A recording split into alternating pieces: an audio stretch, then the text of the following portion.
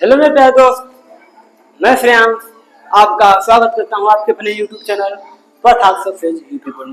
दोस्तों, आज हमने एक नया सारा और इम्पोर्टेंट टॉपिक एग्जाम के लिए लेके आए हैं, जो कि है नर जनन तंत्र एवं मादा जनन तंत्र। आज की क्लास में बस हम पढ़ेंगे नर जनन तंत्र के बारे में, मानव में लैंगिक जनन, फिर उसके बाद नर जनन तंत्र के बारे में पढ़ेंगे, अच्छे ढंग से पढ़ेंगे, डायग्राम भी पढ़ेंगे, हर एक चीज पढ़ेंगे।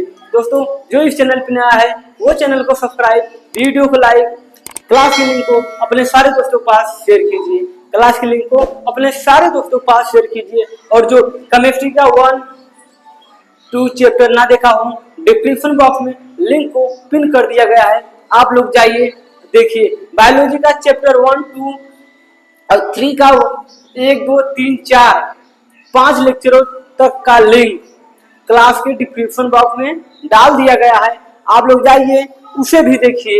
लेकिन आज ही जो हम लोगों का जीव जनन कैसे करते हैं, इनका इस पार्ट का मोस्ट इम्पोर्टेंट टॉपिक है, मोस्ट IMP इम्पोर्टेंट टॉपिक है। आज हम लोग इसे पढ़ेंगे। मोस्टली हर साल पूछता है कि नर जनन तंत्र का डायग्राम बनाइए, उसके बारे में बताइए, उसका वर्णन कीजिए। दोस्तों, आज हम इसी के बारे में पढ़ेंगे, नर जनन तंत्र के बारे में अच्छे ढंग से पढ़ेंगे। फिर नेक्स्ट क्लास में मादा जनन तंत्र के बारे में पढ़ेंगे। दोस्तों, लिखा है मानव में लैंगिक जनन। मानव में लैंगिक जनन कैसी होती है? हमने पुष्पों के बारे में पढ़ा था, फूलों के बारे में पढ़ा था। अब हम लोग मानव के बारे में पढ़ेंगे, मानव के बारे में पढ़ेंगे। देखिए यहाँ पर लिखा है, बिना देर किए हम लोग पढ़ेंगे, हर एक टॉपिक को अच्छे ढंग से क्लियर करेंगे। दोस्तों, फिर से करें, जो इस चैनल पे नया है वो चैनल को सब्सक्राइब, बेल आइकन का बटन प्रेस कीजिए। दोस्तों, आप लोग वीडियो तो देखते हैं ना, तो कमेंट करते हैं और ना ही लाइक करते हैं, ना भी चैनल को सब्सक्राइब करते हैं, बस वीडियो देख लेंगे बस। देखिए यहाँ पर लिखा है नर युग्मक को शुक्राणु। हमने अगले ही क्लास में बताया था, नर युग्मक को शुक्राणु कहते हैं और मादा युग्मक को अंडाणु कहते हैं।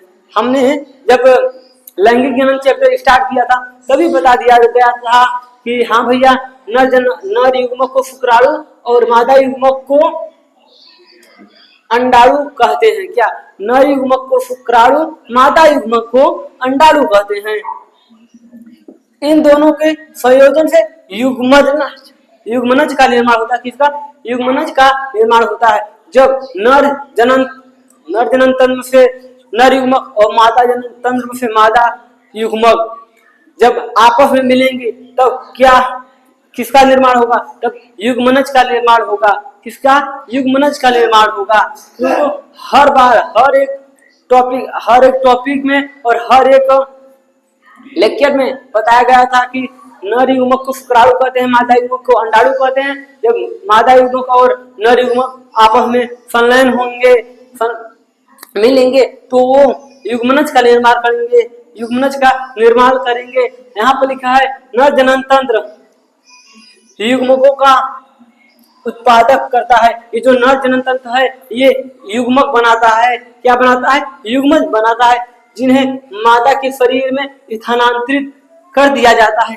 जब युग्मज तैयार हो गया तो उसे मादा के शरीर में स्थानांतरित छोड़ दिया जाता है।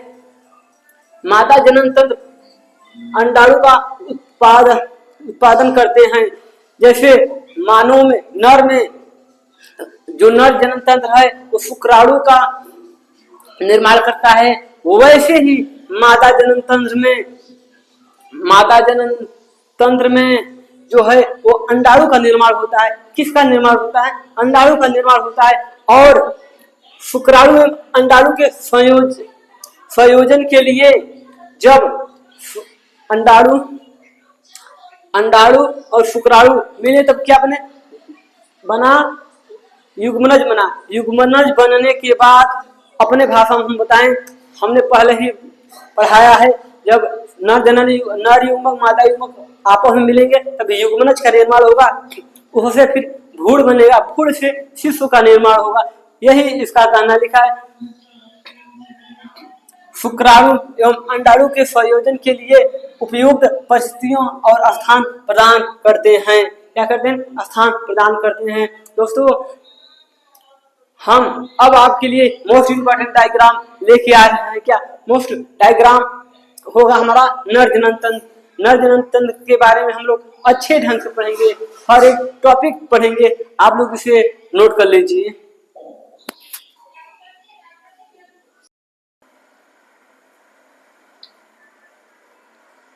चलिए दोस्तों, हम आपके लिए लेकर गए नर जनन तंत्र का डायग्राम, क्या चित्र। अपने भाषा में इसे हम लोग चित्र बोलते हैं। क्या चित्र, ये वेरी इंपॉर्टेंट है। वेरी VMP लिख दे, very most VMI very most important.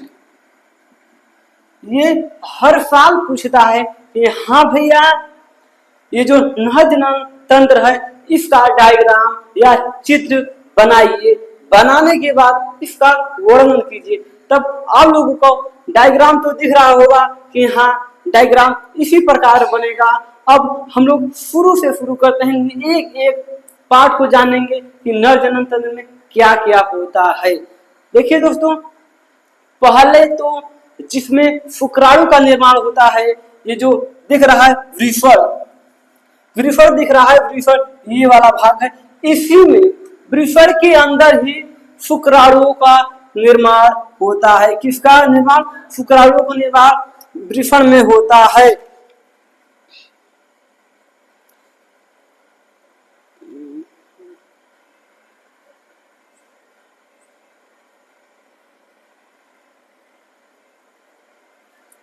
चलिए दोस्तों, थोड़ा प्रॉब्लम था माइक में, सही हो गया। वृषण का निर्माण का शुक्राणुओं का निर्माण कहाँ होता है? वृषण में। ये मनुष्य में एक जोड़ी होती है। क्या एक जोड़ी कहा जाए तो मनुष्य यानी कि जो कहा जाए नर जनन तंत्र में वृषण 2 होते हैं, जिसे हम लोग एक जोड़ी कहते हैं। एक जोड़ी में 2 होते हैं, तब ये 2 हो गए। और वृषण किसमें रहता है? वृषण कोश के अंदर पाया जाता है। ये जो हम लोगों को वृषण कोश दिख रहा है, इसी के अंदर वृषण पाया जाता है। और वृषण के अंदर ही शुक्राणुओं का निर्माण होता है। किसका? शुक्राणुओं का निर्माण होता है। 2 टॉपिक क्लियर, 2 नाम दिया है, वृषण कोश। वृषण कोश मनुष्य में एक जोड़ी पाए जाते हैं और ये शुक्राणु का निर्माण करते हैं। ये गुलाबी रंग के होते हैं। कोई पूछ लिया शुक्राणु नहीं दोस्तों, वृषण किस रंग का होता है? वृषण गुलाबी रंग का होता है। ये नर जनन तंत्र में 2 पाए जाते हैं, जिसे हम लोग अपनी भाषा में कहते हैं कि हाँ भैया ये एक जोड़ी है। और वृषण जो है वृषण कोश के अंदर पाए जाते हैं, वृषण कोश के अंदर ही। और हाँ, ये जो नर जनन तंत्र है, ये बॉडी से, हम लोगों के बॉडी से नीचे रहता है, उदर गुहा से नीचे रहता है, क्योंकि बॉडी का तापमान अधिक है। अधिक होने के कारण इसका जो शुक्राणु है वो सही से परिपक्व नहीं हो पाता है, इसीलिए ये उदर गुहा के नीचे रहता है। क्योंकि शरीर के मामले में देखा जाए, इस जनन तंत्र को शुक्राणु निर्माण करने में कम तापमान चाहिए, इसलिए ये शरीर के बाहर रहता है। शरीर के बाहर रहकर कम तापमान में अच्छे से शुक्राणुओं का निर्माण करता है। दोस्तों, ये आप लोगों को दिख रहा है अधिवृषण। ये अधिवृषण शुक्राणु का भंडार है। क्या? शुक्राणु का भंडार है। यहाँ से शुक्राणु बना अधिवृषण में स्टोर रहता है। कहाँ पर? अधिवृषण में स्टोर रहता है। उसके बाद आगे शुक्रवाहिनी। आप लोगों को शुक्रवाहिनी से पता चला रहा, हाँ भैया शुक्रवाहिनी, ये शुक्र जिस मार्ग से जाता है उसी को कहते हैं ताड़ू। जहां पर कहाँ बनता है? वृषण में बना, बनने के बाद अधिवृषण में स्टोर हुआ। अधिवृषण को शुक्राणु का भंडार कहा जाता है। क्या कहा जाता है? शुक्राणु का भंडार कहा जाता है। फिर ये यहाँ से होते हुए शुक्रवाहिनी में आता है। शुक्रवाहिनी में आता है, कहाँ पर आता है? शुक्रवाहिनी में आता है। फिर उसके बाद ये चला जाता है कहाँ पर? प्रोस्टेट ग्रंथि, जहां पर हार्मोन्स रिलीज हुआ जाता है। हार्मोन्स रिलीज होकर शुक्राणु में मिल जाता है। फिर वही हमारा वीर्य बन जाता है। क्या वीर्य बन जाता है? देखिए यहाँ पर ये जो प्रोस्टेट ग्रंथि है, क्या प्रोस्टेट ग्रंथि है, ये हार्मोन स्रावित करता है। क्या करता है? हार्मोन स्रावित करता है। आप लोगों को एक इंपॉर्टेंट चीज बता दें कि नर जनन तंत्र में शुक्राणु और मूत्र एक ही मार्ग से आते हैं। क्या शुक्राणु और मूत्र एक ही मार्ग से आते हैं, एक ही रास्ते से आते हैं। यहाँ पर ये नहीं होता कि शुक्राणु कहीं दूसरे रास्ते से जाए, मूत्र कहीं दूसरे रास्ते से जाए। नो दोस्तों, यहाँ पर एक ही रास्ता होता है, उसी से शुक्राणु भी आएंगे, मूत्राशय में से मूत्र भी आएगा। देखिए यहाँ पर मूत्र नलिका दिख रही है, जो कि हमारे किडनी में से आया था, जिसे हम लोग वृक्क कहे थे। वृक्क जो ना देखा हो चैप्टर 2 में 1 में अच्छे से पढ़ा गया है, आप लोग जाइए चैप्टर देखिए, वहां पर वृक्क किडनी के बारे में अच्छे ढंग से बताया गया। ये जो हम लोगों का मूत्र नलिका है, वे वृक्क से किडनी से जुड़ी होती है। ये जो मूत्राशय है, यहाँ पर मूत्र स्टोर होता है। क्या मूत्र स्टोर होता है? शुक्राशय देखिए, जब शुक्रवाहिनी से होते हुए शुक्राणु शुक्राशय तक आता है, यहाँ पर कुछ देर तक स्टोर रहता है, फिर कुछ ग्रंथियां प्रोस्टेट ग्रंथियां द्वारा ग्रंथि स्रावित होती है, फिर ये वीर्य का निर्माण कर लेता है, और इसी मार्ग से ये मूत्र मार्ग लिखते हैं, ये मूत्र मार्ग है। इसी के जरिए शुक्राणु और मूत्र बाहर की ओर आता है। दोस्तों अब यहाँ पर बचा ये शिश्न, शुक्राणु जो है इसी मार्ग से आएगा, और ये शिश्न समझा रहे हैं आप लोगों को। मूत्र मार्ग के चारों तरफ लचीली मसल्स होती हैं, उसे हम लोग कहते हैं शिश्न। क्या कहते हैं? शिश्न कहते हैं। और ये जो दिख रहा है लास्ट में, इसे हम लोग शिश्न मुंड कहते हैं। दोस्तों क्या कहते हैं? शिश्न मुंड कहते हैं। चलिए एक बार फिर से समझते हैं, ये डायग्राम में क्या क्या होता है, क्या क्या पाया जाता है। थोड़ा दोस्तों अगर कहीं पर बच रहे हैं तो आप लोग सहायता कीजिए, हेल्प कीजिए, क्योंकि ये चैप्टर ही ऐसा है। लेकिन हम लोग पढ़ेंगे, अच्छे से पढ़ेंगे, मजे से पढ़ेंगे। देखिए वृषण कोश में वृषण पाया जाता है। क्या वृषण कोश में वृषण पाया जाता है? नर जनन तंत्र में 2 वृषण होते हैं, जिसे हम लोग एक जोड़ी कहते हैं। वृषण के अंदर ही शुक्राणुओं का निर्माण होता है। अगर हम लोग शुक्राणु को काटने के बाद उसमें देखिए उसमें 250 क्या 250 कक्ष पाए जाते हैं। ये क्लास 12 में है, इसीलिए हम लोग ऐसे ही देख रहे हैं। वृषण में शुक्राणु का निर्माण होता है, फिर ये जब निर्माण हो जाता है, फिर अधिक वृषण में जाकर स्टोर हो जाता है। क्या हो जाता है? स्टोर हो जाता है। उसके बाद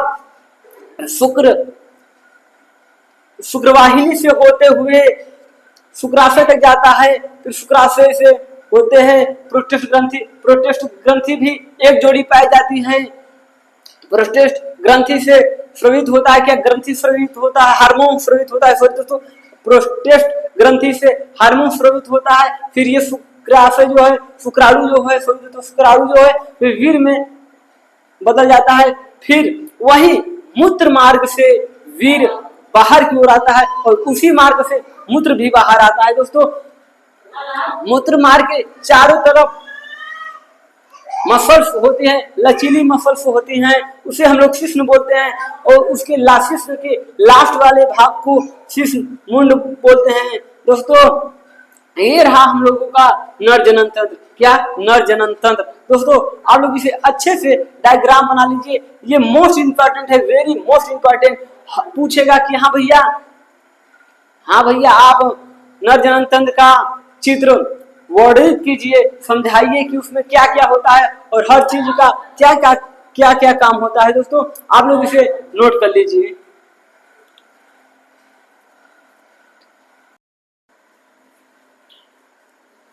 चलिए मेरे प्यारे से भाई और प्यारे से सिस्टर, नर जनन तंत्र में जो वृषण था, अधिवृषण था, इसके बारे में हम लोग छोटा छोटा क्लिप में देख ले कि हाँ छोटे छोटे में समझ ले कि हाँ भैया ये क्या है क्या था। पहले नर जनन तंत्र, देखिए ये क्या है। पुरुषों में जनन तंत्र में एक जोड़ी वृषण, अभी हमने कहा ना वृषण एक जोड़ी पाया जाता है, मतलब दो। नर जनन तंत्र में दो वृषण पाए जाते हैं तथा अन्य कई सहायक अंग होते हैं और भी अंग पाए जाते हैं जो सहायता करते हैं। ये निम्नलिखित हैं, ये बहुत से है। देखिए पहला है वृषण। हम लोग वृषण के बारे में जानते हैं। मनुष्य में लगभग 5 सेंटीमीटर लंबा तथा 2.5 सेमी मोटा गुलाबी रंग के तथा अंडा आकार दो वृषण पाए जाते हैं। मनुष्य में 5 सेंटीमीटर लंबा और 2.5 सेंटीमीटर मोटा वृषण पाए जाते हैं। वृषण कितने पाए जाते हैं? तो वे भी गुलाबी रंग के पाए जाते हैं। अभी हमने बताया, देखिए वृषण उदर गुहा के निकट, कहा वृषण उदर गुहा के निकट दो छोटे छोटे थैलियों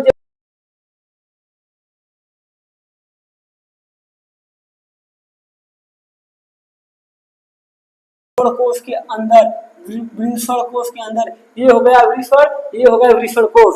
देखिए दोस्तों उसके बाद क्या कह रहा है, वृषण में शुक्राणु का निर्माण होता है। अभी हमने बताया ना वृषण का जो कार्य होता है वो शुक्राणुओं का निर्माण करता है।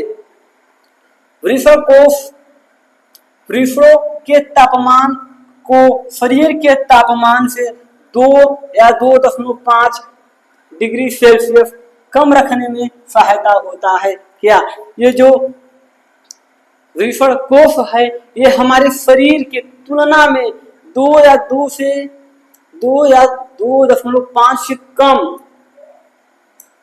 डिग्री सेल्सियस तापमान को कम रखता है। जैसे मान लीजिए हमारे शरीर का तापमान है 6, मान लीजिए है तो नहीं 6 है, लेकिन ये जो वृषण का तापमान होगा उस समय 4 रहेगा या 4 से कम रहेगा। कम तापमान में ही वृषण परिपक्व होता है। क्या होता है? परिपक्व होता है। तभी वृषण में शुक्राणुओं का अच्छे से निर्माण हो जाता है। सॉरी दोस्तों, शुक्राणु परिपक्व होता है, वृषण नहीं। वृषण के अंदर शुक्राणु जो होता है वो कम सेल्सियस में, कहा जाए कम तापमान में परिपक्व अच्छा से होता है। अगर उसे ज्यादा तापमान मिलेगा तब वे अच्छे से परिपक्व नहीं होगा, शुक्राणु बनेगा ही नहीं। क्या नहीं बनेगा? शुक्राणु बनेगा ही नहीं। इसलिए ये जो वृषण है वे उदर गुहा के नीचे वृषण कोश में स्थित होता है। दोस्तों आप लोग इसे नोट कर लीजिए, उसके बाद हम आगे की ओर बढ़ते हैं।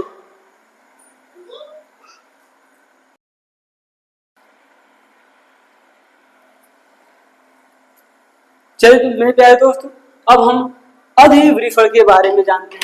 यहाँ भैया अधिवृषण कहाँ होता है, कैसे होता है, ठीक ठाक होता है कि नहीं, ये जानते हैं। देखिए लिखा है अधिवृषण, यह लगभग 6 मीटर लंबी बहुत महीन और उजली हुई संरचना है। ये जो हम लोगों का अधिवृषण है ना, ये 6 मीटर, कितना 6 मीटर लंबी होती है। ये जो है उजली हुई बहुत महीन, कहते हैं ना जैसे रेशम की तरह एकदम महीन सी होती है, महीन सी होती है। जो वृषण के पृष्ठ तल पर फैला या फैली कोमा, सॉरी दोस्तों कोमा, ये जो हम लोग कोमा होता है, जो हम लोग अपने भाषा में कहते हैं कामा दे दी ना, कामा के आकार की होती है।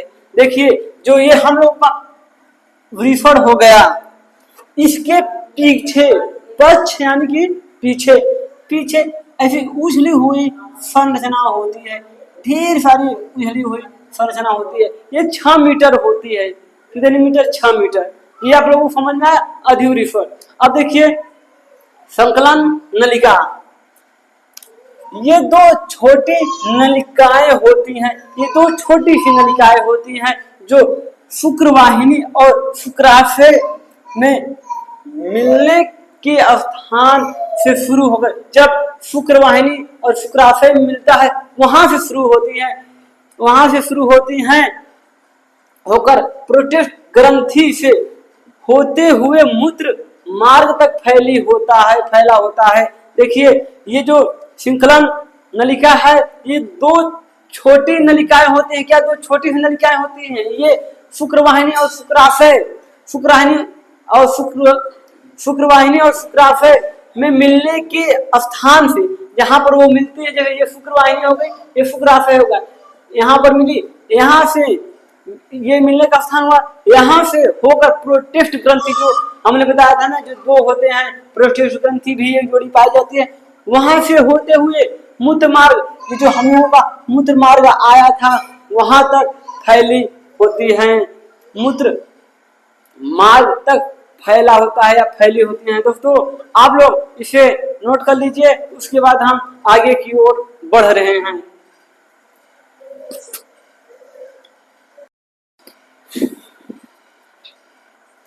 चलिए हमारा अगला है शुक्रवाहिनी और मूत्र मार्ग।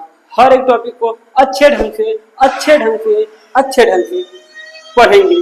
क्या पढ़ेंगे? देखिए यहाँ पर लिखा है यह एक मोटी मांसपेशी युक्त नलिका होती है। ये जो शुक्रवाहिनी है ये मांसपेशियों से युक्त होती है, मांसपेशियों से बनी होती है कहा जाए तो, इसीलिए लिखा है मांसपेशी युक्त नलिका होती है। इसमें ये जो नली बनी है ये मसल से बनी है, मांस से बनी है, जो लगभग 30 सेंटीमीटर लंबी होती है। शुक्रवाहिनी 30 सेंटीमीटर लंबी होती है। अगर कोई पूछ लिया शुक्रवाहिनी कितनी सेंटीमीटर लंबी होती है, तब आप लोगों का आंसर होगा हाँ भैया शुक्रवाहिनी 30 सेंटीमीटर लंबी होती है। इसका एक सिरा अधिविषर से जुड़ा होता है या जुड़ी होती है।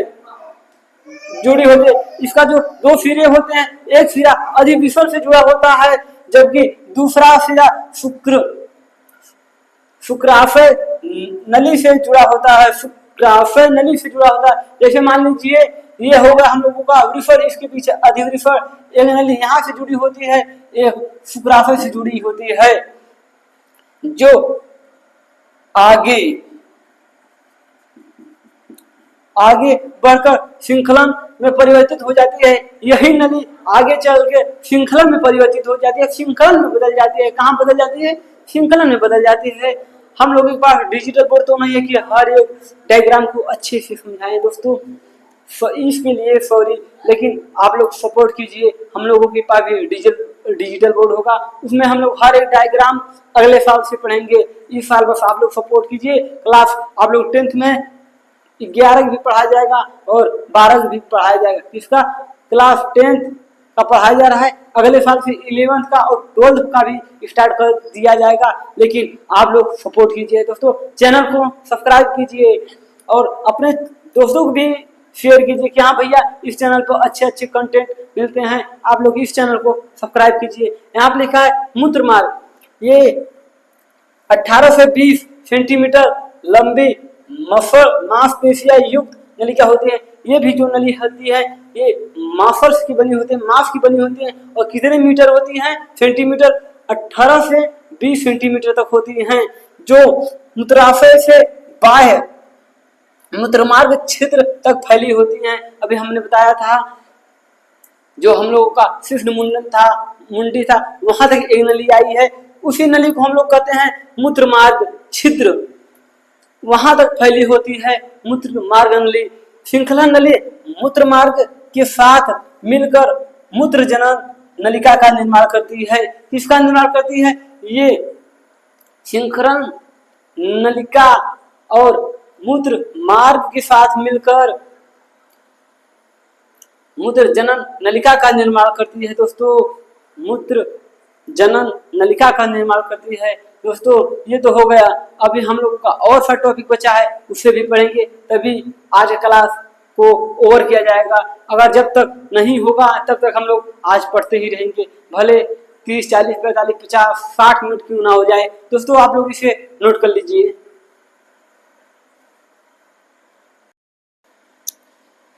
हेलो, चलिए मेरे प्यारे दोस्तों, आज का लास्ट टॉपिक, बस आज हम लोग इतना ही पढ़ेंगे। देखिए क्या है, शुक्राशय। शुक्राशय के बारे में जान लेते हैं।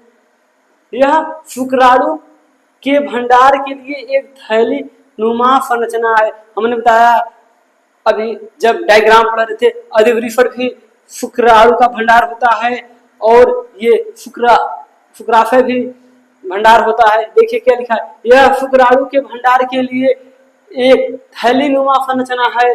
शुक्राशय तथा प्रोटेस्ट ग्रंथि के स्त्रवित के साथ शुक्राणु में मिलने पर वीर बनता है। जब शुक्राशय का भंडार, शुक्राणु का भंडार है, जब इसमें प्रोटेस्ट ग्रंथियां स्रवित होंगी, स्रवित होने के बाद क्या बन जाएगा, लिखा है शुक्राणु के मिलने पर जब प्रोटेस्ट ग्रंथि में शुक्राणु मिलेगी तब वीर बन जाता है। क्या बन जाता है, वीर बन जाता है। दोस्तों लास्ट हम लोगों का है शिश्न या लिंग। यह एक मांसपेशीय अंग है, यह एक मांसपेशीय अंग है। अभी हमने बताया था मूत्र मार्ग के चारों तरफ लचीली मांसपेशियां होती हैं जो मूत्र जनन प्रक्रिया में सहायता होती है। यह मूत्र जनन की प्रक्रिया में सहायता होती है। दोस्तों आज के लिए बस इतना ही। नेक्स्ट क्लास में हम लोग पढ़ेंगे नर हार्मोन्स के बारे में, मादा हार्मोन्स के बारे में, और एक हार्मोन्स के बारे में अच्छे से जानेंगे। दोस्तों आज के लिए बस इतना ही। मिलते हैं नए क्लास में नए टॉपिक के साथ। नया टॉपिक हम लोगों का होगा मादा जन्म। मादा जन्म के बाद उसके बाद तब टॉपिक होगा हम लोगों का नर हार्मोन और मादा हार्मोन। दोस्तों जय हिंद, जय भारत।